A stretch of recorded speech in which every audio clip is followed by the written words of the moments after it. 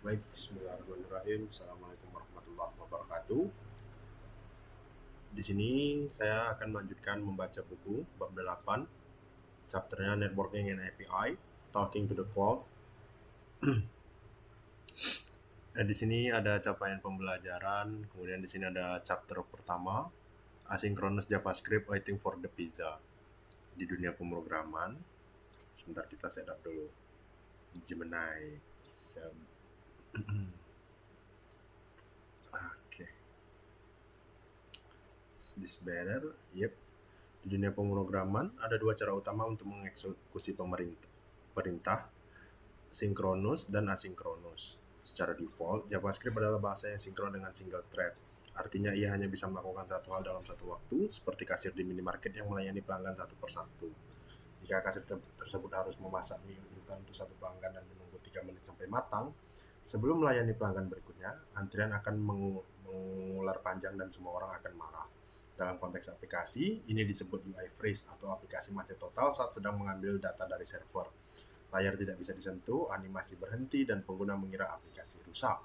Inilah mengapa operasi yang memakan waktu lama seperti mengambil data dari internet networking harus dilakukan secara asinkron. Asinkronus JavaScript bekerja seperti memesan pizza di restoran. Kamu, main thread, datang ke kasir, memesan pizza, dan mendapatkan nomor antrian atau promise. Dan kemudian kamu bebas duduk, ngobrol, atau main HP sambil menunggu pizza itu dipanggang di dapur atau server. Kamu tidak berdiri mematung di depan kasir sampai pizza matang.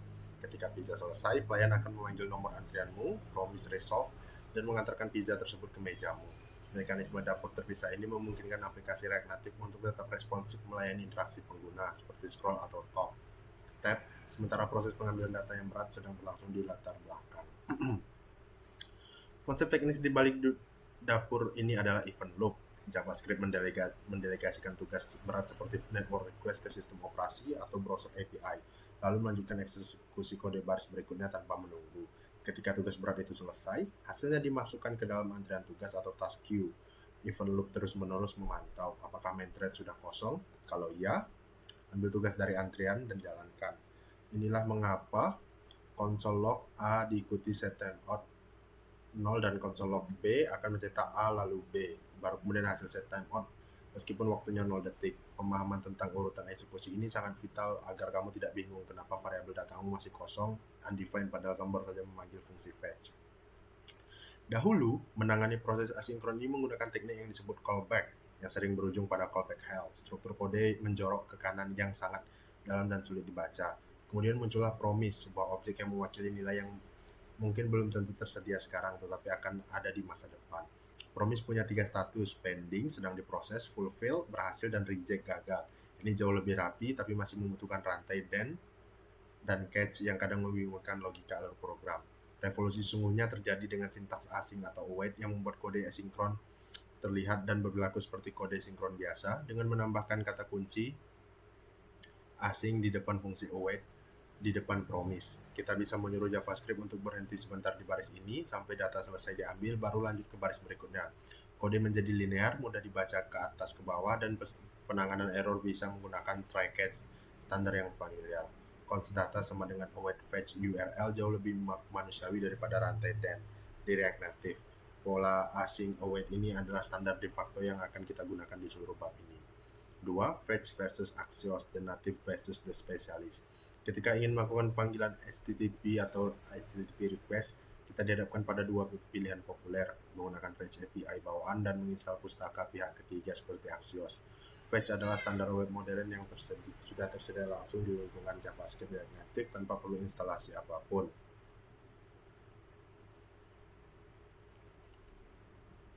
Kelebihannya jelas, ringan, tidak menambah ukuran aplikasi bundle size, dan didukung secara natif. Untuk operasi get sederhana seperti mengambil daftar artikel berita, fetch sudah lebih dari cukup. Kamu tinggal panggil fetch URL lalu parse hasilnya menjadi JSON dengan respond.json. Kesederhanaan ini membuat fetch menjadi pilihan favorit untuk proyek kecil atau tutorial pemula. Namun, fetch memiliki beberapa perilaku unik yang sering menjebak pemula, terutama dalam penanganan error. Secara default, fetch tidak menganggap respon error dari server seperti 404 not found atau 500 internal server error sebagai kegagalan atau reject. Patch hanya akan gagal jika koneksi jaringan benar-benar putus. Artinya blockage kamu tidak akan menangkap error 404, kamu harus mengecek property respond.ok secara manual di dalam blok try dan melempar error sendiri jika statusnya bukan 200.299. Ini menambah boilerplate kode yang harus ditulis berulang-ulang di setiap panggilan API. Di sisi lain, Axios adalah spesialis yang datang dengan baterai lengkap. Axios secara otomatis mengubah data respon menjadi JSON jika tidak perlu .json lagi. Dan yang paling penting, ia otomatis melempar error throw jika status respon di luar jangkauan 2xx. Ini membuat alur penanganan error jauh lebih konsisten dan dapat diprediksi. Selain itu, Axios memiliki fitur inceptors yang memungkinkan kita mencegah setiap request atau respon sebelum diproses oleh komponen. Fitur ini sangat berguna untuk menyuntikkan token autentikasi secara otomatis ke setiap header request atau menangani error token expire secara global dan redirect user ke halaman login. Axios juga unggul dalam fitur-fitur canggih lainnya seperti timeout, membatalkan request jika server terlalu lama merespon, dan pembatalan request cancellation menggunakan board controller yang terintegrasi lebih rapi. Dalam aplikasi mobile di mana koneksi internet sering tidak stabil, kemampuan untuk mengatur timeout sangat krusial agar pengguna tidak terjebak dalam status loading abadi. Meskipun Axios menambahkan sedikit ukuran aplikasi, sekitar beberapa kilobyte, fitur dan kemudahan pengguna, developer experience yang ditawarkan seringkali sepadan dengan biayanya, terutama untuk aplikasi skala produksi yang kompleks. Jadi, mana yang dipilih jika kamu sedang mengembangkan prototipe cepat atau aplikasi yang sangat sederhana dengan sedikit panggilan API, gunakan Fetch. Itu cepat, gratis, dan ada di sana. Namun, jika membangun aplikasi serius yang membutuhkan manajemen autentikasi, penanganan error global yang kuat, dan dukungan timeout yang handal, Axios adalah investasi yang bijak. Dalam buku ini kita akan mempelajari sintaks keduanya agar kamu fleksibel, tetapi untuk proyek akhir yang kompleks kita akan merekomendasikan Axios demi arsitektur yang lebih solid. Oke. I got it. Let's go. Ketiga, side effect, use effect, the synchronization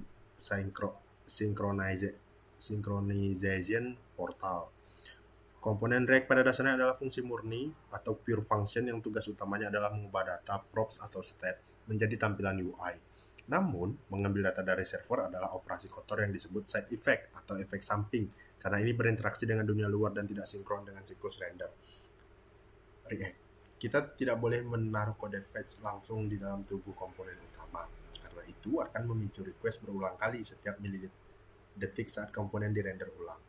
Untuk menangani operasi berbahaya ini dengan aman, React menyediakan hook khusus bernama useEffect. useEffect bertindak sebagai portal yang memungkinkan kita menyinkronkan komponen dengan sistem eksternal seperti API server.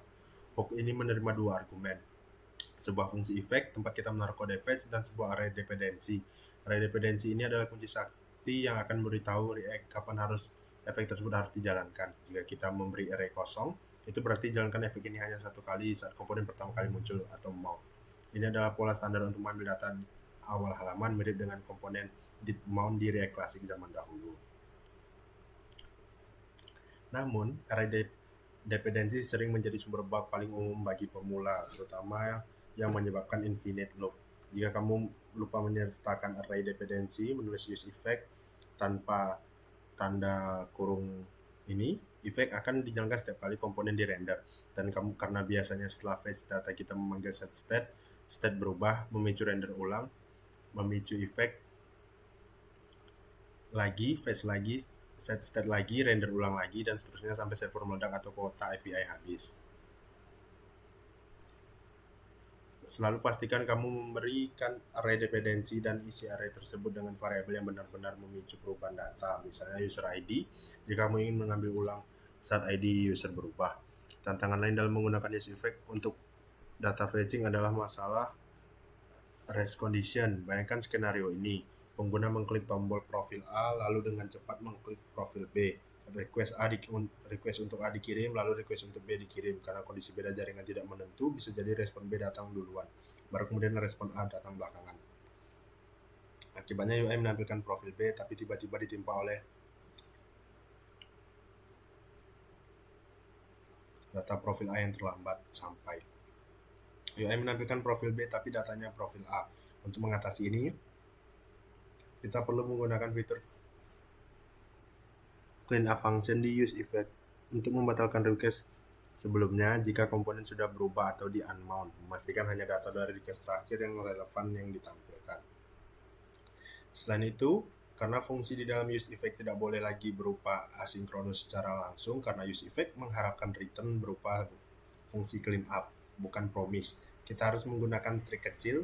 Kita mendefinisikan fungsi asinkronus preset di dalam use effect, lalu memanggil segera.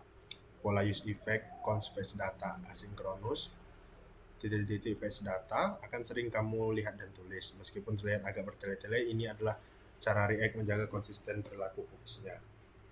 Kesimpulannya, use effect adalah jembatan vital antara UI yang sinkron dan data yang asinkron. Menggunakannya dengan benar membutuhkan pemahaman mendalam tentang siklus hidup komponen dan referensi variabel. Jangan takut melakukan kesalahan di awal. Infinite loop adalah ritus peralihan bagi setiap developer React. Yang penting adalah belajar mendiagnosis check tab network di debugger dan memperbaikinya dengan mengatur dependensi yang tepat. Ketika dikuasai, use effect memberikan kekuatan untuk membuat aplikasi yang dinamis selalu terbarui. 4. Server state management enter Tanstack query. Saat aplikasimu berkembang dari proyek latihan menjadi aplikasi nyata, kamu akan menyadari bahwa menyimpan data di server dalam use state lokal memiliki banyak keterbatasan. Data server memiliki sifat yang unik, ia disimpan di tempat jauh, tidak kita kontrol. Ia butuh protokol asinkron untuk mengambil dan memperbaruinya, dan yang paling penting, ia bisa menjadi kadaluarsa atau stale kapan saja jika orang lain mengubah di database. Mengolah status loading, error, caching, deduplication, dan background update secara manual menggunakan use effect dan use state akan menghasilkan kode boilerplate yang sangat banyak dan rentan bug. Inilah yang disebut masalah server state, dan use state bukanlah alat yang tepat untuk ini. Solusi industri untuk masalah ini adalah Tanstack Query, sebelumnya dikenal sebagai React Query. Pustaka ini sering disebut sebagai the missing data fetch library for React. Filosofinya sederhana, pisahkan client state seperti status tema gelap atau terang, input form dengan server state, data user, data product. Tanstack Query mengambil alih tanggung jawab menyimpan atau caching dan memperbarui data server, sehingga kamu bisa menghapus semua kode use effect fetching yang rumit dari komponenmu. Cukup panggil use query, berikan kunci unik misal users dan fungsi fetch, dan dia akan mengembalikan objek berisi data, is loading, is error, dan error secara otomatis. Salah satu fitur dari Tanstack Query adalah manajemen caching yang cerdas. Saat pengguna berpindah dari halaman A ke halaman B lalu kembali ke halaman A, Tanstack Query akan menyajikan data dari cache memory secara instan tanpa loading sama sekali, membuat aplikasi terasa secepat kilat. Di latar belakang, ia akan melakukan background refetch untuk mengecek apakah ada data baru di server. Jika ada, ia akan memperbarui UI secara diam-diam. Strategi stale while revalidate ini memberikan pengalaman pengguna terbaik, instan seperti aplikasi offline, tapi akurat seperti aplikasi online. Kamu tidak perlu memikirkan kapan harus menyimpan data ke variabel global. Pustaka ini mengurusnya untukmu. Fitur lain yang sangat berguna untuk aplikasi mobil adalah Windows Focus Refetching. Saat pengguna meninggalkan aplikasi untuk membalas WhatsApp lalu kembali lagi, Tanstack Query secara otomatis mendeteksi bahwa aplikasi menjadi aktif kembali dan memicu pengambilan data ulang. Ini memastikan pengguna selalu melihat data terbaru tanpa harus menekan tombol refresh manual. Bayangkan aplikasi saham atau skor bola, fitur ini memastikan harga atau skor selalu fresh begitu pengguna melirik layar kembali. Semua kecerdasan ini dapat secara gratis hanya dengan konfigurasi default. Tanstack Query ini juga menangani masalah deduplication dengan elegan. Jika kamu memiliki 3 komponen berbeda di layar belakang yang sama, yang semuanya membutuhkan data profile user, Tanstack Query akan menyatukan ketiga permintaan tersebut menjadi satu request jaringan saja. Ini sangat menghemat bandwidth pengguna dan beban server. Tanpa pustaka ini, ketiga komponen tersebut mungkin akan memicu 3 request terpisah yang mubazir. Efisiensi jaringan adalah kunci performa aplikasi mobile, terutama di negara dengan koneksi internet yang mahal atau lambat. Mengadopsi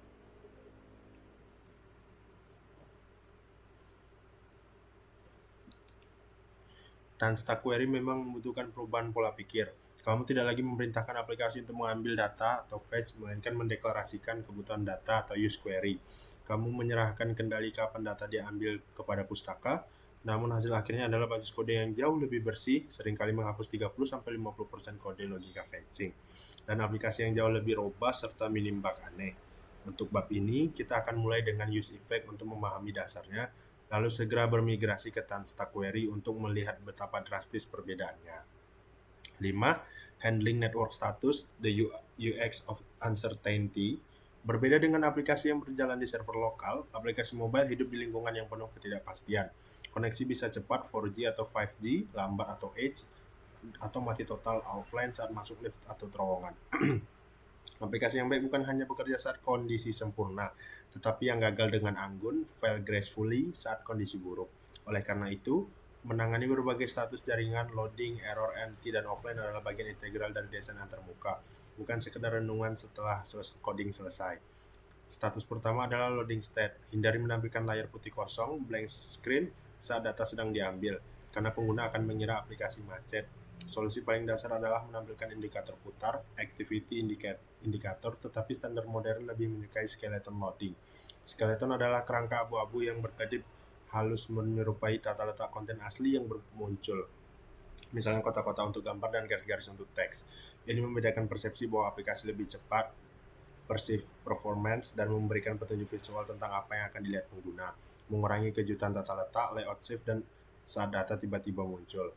Status kedua adalah error state. Jangan biarkan aplikasi crash atau diam saja saat request gagal. Tampilkan pesan yang informatif tapi manusiawi seperti, ya, gagal memuat data, cek koneksi kamu ya. Alih-alih error 500 network failure, yang paling penting selalu sediakan tombol retry.